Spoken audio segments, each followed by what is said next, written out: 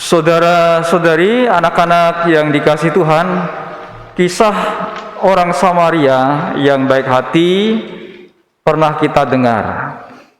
Paling tidak baru saja kita dengar tadi kisah dari Injil Lukas, Good Samaritan. Orang Samaria yang baik hati. Kenapa dia baik hati? Baik hati itu kan luas sekali ya, artinya dia baik hati karena mau menolong orang yang dirampok habis-habisan, bahkan dilukai sampai setengah mati istilahnya. Yaitu kisahnya tadi kita dengar dalam Injil Lukas. Baru saja ada orang yang sedang melakukan perjalanan dari Yeriko ke Yerusalem. Ada sebuah lagu ya, dari Yeriko ke Yerusalem ada jalan belas kasih, ya, dan seterusnya itu. Nah, jalan itu memang jalan bahaya, dan perampok-perampok itu siap untuk kemudian memangsa korbannya di jalan itu.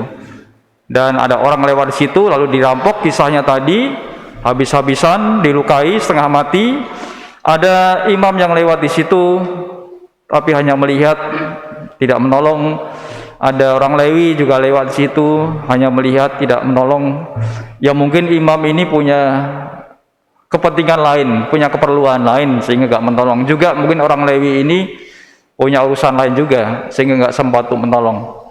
Atau dalam tafsiran dikatakan imam itu tugasnya adalah untuk ikut ibadah atau memimpin ibadah. Maka ada aturan pada waktu itu, kalau menyentuh orang yang mati, maka imam itu akan najis selama 7 hari. Nah, kalau mau ikut ibadah harus tahir, harus bersih. Mungkin dia khawatir kalau menyentuh orang itu yang dilihat mungkin sudah mati, dia akan najis sehingga nggak dapat ikut ibadat. Orang Lewi itu konon katanya dia membantu ibadah, maka kalau dia juga menyentuh orang itu, dia akan najis, harus dibersihkan, harus ditahirkan supaya ikut ibadah. Maka mereka lewat. Atau mungkin mereka ada kepentingan ya, mau pergi ke si Lewi, mau pergi ke Surabaya misalkan, mau ke Gambir, cari kereta, takut ketinggalan kereta, lalu ada orang yang terluka, nggak usah ditolong lah, nanti yang lain kalau ada yang nolong syukur, kalau enggak ya udah. Imam itu juga mungkin sedang sibuk, wah mau sakramen orang sakit di rumah sakit Karolus, dilewati saja. Nah, mungkin seperti itu zaman sekarang ya. Nah, lalu ada orang Samaria nih, orang Samaria lihat ada yang terluka, dan nggak diduga-duga ternyata justru orang Samaria ini yang menolong orang yang sakit itu. Orang Samaria ini katakanlah nggak cocok dengan orang Yahudi. Orang Yahudi juga tidak menganggap orang Samaria sebagai sesama, karena yang dianggap orang Yahudi sesama itulah orang yang sebangsa, itu sesama. Sedangkan orang Samaria dianggap sebagai orang asing.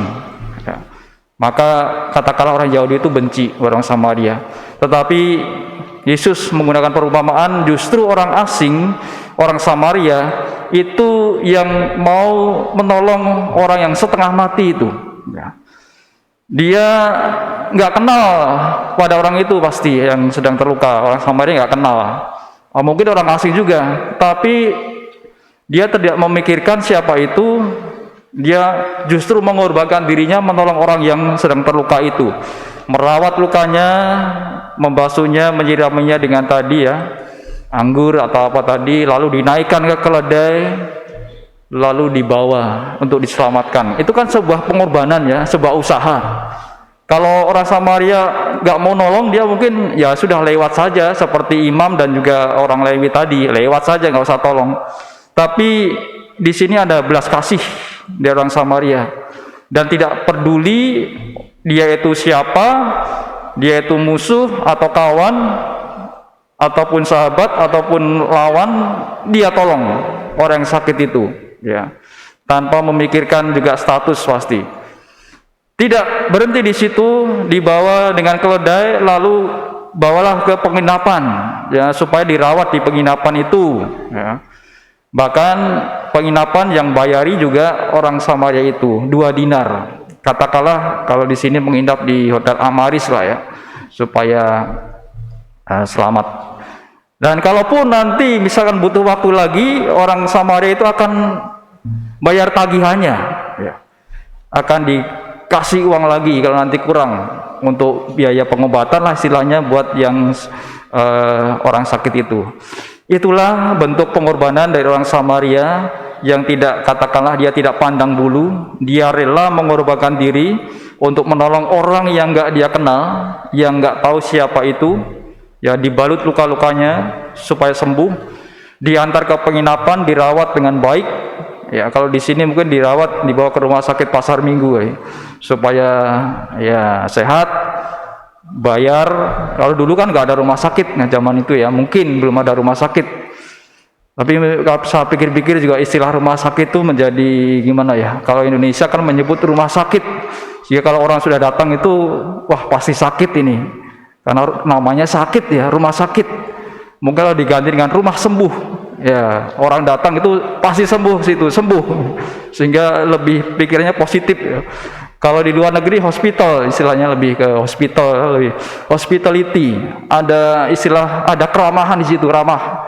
Jadi orang yang hadir diberi keramahan sehingga segera sembuh ketika harus opnam, harus tinggal di rumah sakit. Nah, di sini kalau misalkan dokternya galak itu mungkin orang nggak sembuh-sembuh tambah sakit ya. Ditanyain penyakitnya apa, disalah-salahin, lagian sih makan sembarangan makanya, nah, dan seterusnya. Mungkin supaya lebih lama tinggal di rumah sakit nanti tagihannya lebih banyak. Moga-moga nggak kayak gitu ya, dokter-dokter, perawat. Nah, itu sebagai selingan ya. Nah, saudari-saudara, itulah bentuk belas kasih, kepedulian dari orang Samaria yang baik hati, mau menolong, mau mengorbankan dirinya untuk membantu orang yang dirampok habis-habisan, harta benda habis, tapi juga fisiknya dilukai, ya, dan dia menyelamatkan orang yang sakit itu. Ada sebuah kepedulian. Lalu saya ingin menghubungkan dengan Ardas. Arah dasar Kusuma Jakarta, kita punya arah dasar selama 5 tahun dan tiap tahun itu temanya beda-beda. Maka saya ingin menguji Anda semua. 2022 temanya khusus, 2023 ada lagi nanti temanya, 2024 seterusnya juga ada. Tahun ini 2022 temanya apa? Ya. Siapa yang mampu jawab? Anak-anak boleh jawab, misioner boleh jawab. Temanya apa? Ini anak-anak yang sekolah di sekolah Katolik, kalau nggak mampu menjawab, saya bertanya nih, sekolah Katoliknya kasih sosialisasi nggak ini? Ardas KAJ. Apa tema tahun ini 2022 khusus? Ya, siapa? Apa? Iya, baca di situ ya. Iya, saya sudah nggak saya kasih tunjuk, tapi udah dipampang di situ tuh. Saya minta pasang di kanan kiri. Yang di situ jelas penghormatan martabat manusia. Ingat-ingat itu ya, martabat manusia. Penghormatan, kita tahu ya, menghormati kita tahu kan, menghormati orang tua, menghormati guru, menghormati orang yang lebih tua, kita tahu menghormati. Tapi martabat manusia apa kemudian kalau ditanyakan seperti itu, martabat manusia. Martabat manusia tahulah, kita ini manusia, ya, sesama kita itu manusia. Ya, seperti tadi orang Samaria melihat sesamanya, ya itulah manusia. Ya. Nggak peduli dia luka, dia rawat ya, pasti dia juga terkena kotoran, darah dan seterusnya. Dia mau merawat, mau megang kan. Itulah manusia. Lalu martabat apa? Bukan martabak ya. Beda dikit ini, K dan T di belakang. Martabak dan martabat. Ya, martabak itu kalau martabak telur, martabak coklat, isi keju dan seterusnya itu enak dimakan. Tapi ini martabat. Nah, martabat manusia artinya bahwa manusia itu diciptakan baik adanya seturut dengan gambar dan rupa Allah. Kitab Kejadian, silakan dibaca. Bahwa Allah menciptakan manusia seturut dengan citranya, seturut dengan gambar dan rupanya, maka diciptakan laki-laki dan perempuan itu baik adanya. Itulah manusia yang bermartabat. Maka karena manusia itu ciptaan Allah, kita berusaha menghormati manusia itu menurut saya apa adanya. Ya.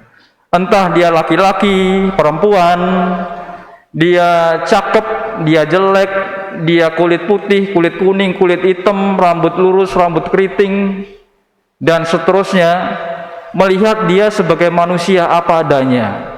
Itu artinya menghormati martabat manusia. Nah, ketika orang Samaria tadi menolong sesamanya, dia tidak melihat dia dari asalnya dari mana, bangsa mana, statusnya apa, tapi menurut saya melihat dia sebagai sosok manusia ciptaan Tuhan yang sungguh luhur.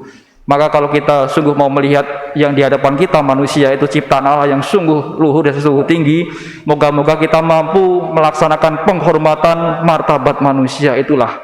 Entah dia itu baik, buruk, disabel ataupun non disabel, kita hargai mereka karena dia itu ciptaan Allah dan dia baik adanya. Maka kita menghormati manusia itu karena dia martabatnya yang begitu luhur, dia ciptaan Tuhan. Itulah kita berusaha menghormati martabat manusia. Maka saudari-saudara, anak-anak sekalian, kisah orang Samaria yang baik hati tadi memberikan inspirasi bagi kita supaya kita juga berusaha mengasihi sesama. Kan semangat Adas juga semakin mengasihi. Salah satu contohnya adalah mengasihi sesama, karena mereka punya martabat yang begitu luhur. Mereka itu sesama kita, tidak pandang bulu mereka itu orang asing, bangsa sendiri, atau statusnya apa, asalnya dari mana, dan seterusnya. Ya, keadaan fisiknya seperti apa, tetapi kita berusaha menghargai, menghormati mereka, dan berusaha mengasihi mereka dengan sungguh-sungguh. Seperti perintah Tuhan ya, mengasihi Allah dengan segenap hati, segenap pikiran, dan mengasihi sesama seperti dirimu sendiri. Saudara-saudari, kisah orang Samaria yang baik hati tadi yang baru kita dengar semoga menjadi inspirasi bagi kita dalam rangka kita juga menghormati martabat manusia, tema khusus di tahun ini, sehingga kita memandang sesama orang-orang di sekitar kita, setiap kita jumpai dialah ciptaan Tuhan, dialah orang yang bermartabat yang hendaknya juga kita kasihi seperti perintah Tuhan yang kita dengar melalui sabdanya. Kita senantiasa mohon Roh Kudus, semoga kita dapat senantiasa mengingat sabda Tuhan, melaksanakannya dalam hidup kita setiap hari, dan kita mampu untuk menghormati martabat manusia dalam hidup kita sehari-hari. Kita hening sebentar untuk meresapkan sabda Allah.